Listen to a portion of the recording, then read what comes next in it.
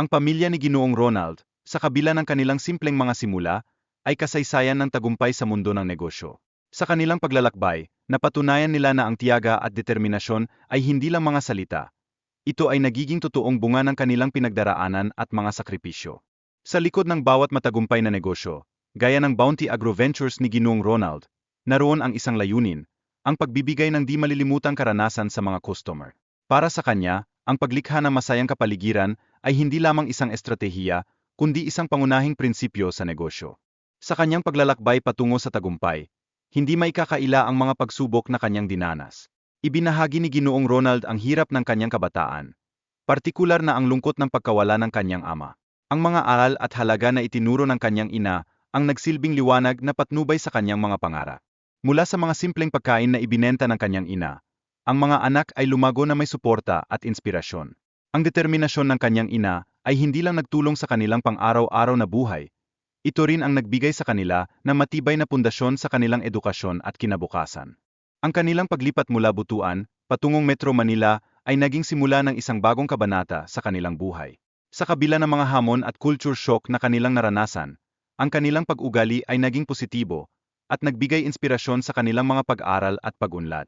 Sa mga aral na nakuha mula sa kanilang kabataan, sila ay nagpatuloy sa kanilang mga karera na puno ng inspirasyon. Isang mahalagang prinsipyo na iniwan sa kanila ay ang "The boat starts on me", na nagbigay ng matinding kahulugan sa responsibilidad at dedikasyon sa kanilang mga tungkulin. Sa gitna ng mga krisis, naging mahalaga ang pagkakaroon ng maayos na supply ng mga produkto sa mga komunidad. Ang Bounty Agro Ventures ay tila isang sagot sa panawagan ng mga tao. Nag-alok ng mga solusyon sa kanilang mga lokal na pangangailangan. Higit pa sa simpleng pagtatrabaho, ipinakita ng mga empleyado ng kumpanya ang tunay na diwa ng sakripisyo at pagmamalasakit, lalo na sa panahon ng panganib na dala ng COVID-19. Ang kanilang dedikasyon ay nagsilbing inspirasyon, hindi lamang para sa kanilang sarili, kundi pati na rin sa kanilang mga kasamahan. Binigyang diin ng kumpanya ang pagbibigay ng pagkakataon sa mga tao na maging resellers ng kanilang mga produkto. Ang pagsuporta sa mga komunidad na naapektuhan ng krisis ay nagresulta hindi lamang sa pagbuo ng kabuhayan, kundi pati na rin sa mas mataas na kita para sa mga resellers kumpara sa tradisyonal na mga distributor. Sa pagpasok ng ASEAN Free Trade Agreement, nagkaroon na mas malawak na kompetisyon ang mga lokal na producer dahil sa pagbaba ng mga taripa para sa mga imported na manok. Ang sitwasyong ito ay nagbigay daan upang bumaba ang presyo ng mga produktong imported mula sa ibang bansa, na nagdulot ng pagsubok sa mga lokal na negosyo.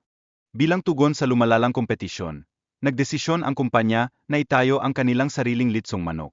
Isang mahalagang hakbang ito upang masiguro ang patuloy na supply ng kanilang produkto, habang pinapanatili ang kanilang operasyon sa harap ng mga hamon. Naging kakaiba ang kanilang produkto, dahil sa kakulangan ng sarsa sa lutong manok, isang bagay na nagbigay diin sa kanilang natatanging pwesto sa merkado.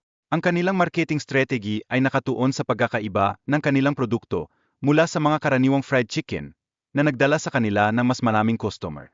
Ang pag-rebrand sa Adobo Connection bilang Chokes ay nagbigay ng bagong sigla at buhay sa kanilang negosyo.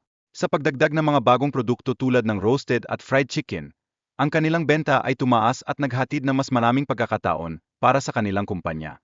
Sa gitna ng pandemya, hindi nalimutang magbigay ng tulong ang kumpanya sa mga pulis at military personnel.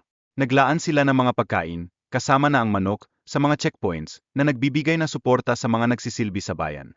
Mahalaga sa kanila ang pagpapahalaga sa bansa, na naging sentro ng kanilang mga advokasya. Ang mga aktibidad gaya ng pagsuporta sa sports at pagtulong sa mga nasalanta ay nagbibigay diin sa kanilang pagmamahal sa bayan. Kilala ang basketball bilang pangunahing sport sa Pilipinas. Nagdadala ito ng kasiyahan at pagkakaisa tuwing may laban. Ang mga tao ay nagiging sama-sama sa kolektibong pagdaasal at suporta, nagiging bahagi ng tradisyon at kultura. Ang Gilas Pilipinas, kahit mga underdog sa kanilang mga laban, ay nagsisilbing simbolo ng pag-asa at pagkakaisa.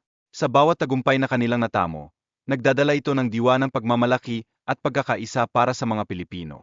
Hindi lamang sa kita ang dahilan kung bakit ang MGA kampanya ay nagiging sponsor ng MGA Sports Team. Ang kanilang suporta sa national team ay mahalaga bilang isang pagpapakita ng pagmamalaki at pagmamahal sa sariling bayan. Isang konkretong halimbawa ng pagsuporta sa pagmamahal sa bayan ay ang kanilang kampanya para sa pamamahagi ng mga bandila sa mga pampublikong paaralan at istasyon ng pulisya. Sa malawakang distribusyon ng 100,000 bandila, kanilang ipinakita ang kanilang malasakit sa bansa. Ang pagkilala sa mga sakripisyo ng ating mga sundalo at pulis ay isang mahalagang hakbang upang ipakita ang ating pagpapahalaga. Ang pagbibigay ng diskwento sa mga aktibong at retiradong personnel na militar ay isang maliit na pasasalamat sa kanilang serbisyo. Mahalaga ang mga programang pangkabuhayan para sa mga retiradong personnel na militar at kanilang pamilya. Ang mga ito ay tumutulong upang maiwasan ang pagbalik sa insurgency na nagiging sanhi ng mga isyu sa seguridad sa ating bansa. Ang corporate social responsibility na kinuha mula sa mga developed countries ay nagiging tugon sa mga kakulangan sa komunidad. Dapat nating gamitin ang mga yaman ng bansa para sa kabutihan ng lahat, hindi lamang para sa ilang tao. Sa tulong ng mga insentibo mula sa mga kumpanya, nagkakaroon ng pagkakataon ang mga tao na bumuo at umunlad sa kanilang mga komunidad. Halimbawa, ang pagbili ng semento para sa mga kalsada ay nagdudulot ng positibong pagbabago sa kanilang paligid. Sa huli, ang magandang reputasyon at karakter ng isang tao ay susi sa kanilang tunay na tagumpay. Ang mga aral na ito, na itinuro ng kanilang mga magulang, ay nagpapaalala sa kanila na ang kanilang pangalan at reputasyon ay dapat pangalagaan. Mahalaga ang pagsusumikat sa pag-aaral upang makamit ang mga pangarap. Ang pagbibigay ng suporta ng pamilya ay nagsisilbing inspirasyon para sa bawat miyembro na nagtutulak sa kanila na magtagumpay. Ang kaanasan bilang student assistant ay isang mahalagang hakbang sa kanyang pag-unlad. Ang mga aral na natutunan mula sa kanyang mga guro ay nagbigay sa kanya ng mga kasangkapan upang mapaunlad ang kanyang sarili at makamit ang kanyang mga layunin. Ang mga pagsubok sa buhay, bagamat mahirap, ay nagiging mga oportunidad para sa pag-unlad. Sa ilalim ng mga pagsubok na ito, ang suporta mula sa pamilya at mga kaibigan ay nagiging mahalagang salik sa pagtupad ng kanilang mga pangarap. Ang pagbuo ng magandang relasyon sa pamilya ay hindi isang madaling gawain. Ito ay nangangailangan ng oras at atensyon. Habang lumalaki ang MGA anak, napakahalaga na ang MGA mahalagang karanasan ay sama-samang pagdiwang. Ngunit sa mga hindi napagdaanang okasyon tulad ng graduasyon at birthday, may mga pagkakataong nagdudulot ito ng panghihinayang. Ang mga alaala ng mga ito ay tila nagiging mga alaala ng mga bagay na hindi na maibabalik. Ang mga desisyon sa trabaho ay maaring ipagpaliban, ngunit ang oras na ginugol kasama ang pamilya ay di mapapalitan. Sa kabuuan, ang pagkakaroon ng balanse sa buhay at trabaho ay isang susi sa tunay na kasiyahan.